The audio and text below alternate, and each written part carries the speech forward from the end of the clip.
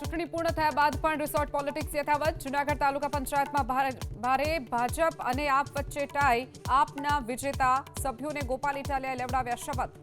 ત્યારે પરબના પીરની જગ્યાની અંદર ઊભો છો એના હમ ખાઈને કહું છું કે હું જેટલું બનશે એટલું આમ આદમીને સપોર્ટ કરીશ. કાળઝાળ ગરમીને લઈ એએમસીનો એક્શન પ્લાન. બપોરે 12 થી 4 વાગ્યા સુધી કન્સ્ટ્રક્શન સાઇટ બંધ રાખવા સૂચના. એએમટીએસ, બીઆરટીએસ તથા બસ ડેપો પર કરાશે પાણી તથા ઓઆરએસની વ્યવસ્થા.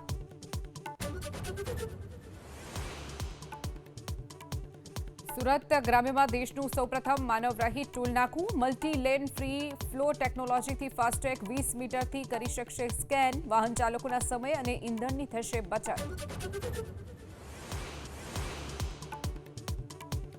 ચૂંટણી પૂર્ણ થયા બાદ પણ રિસોર્ટ પોલિટિક્સ યથાવત. જૂનાગઢ તાલુકા પંચાયતમાં ભારે ભાજપ અને આપ વચ્ચે ટાઈ.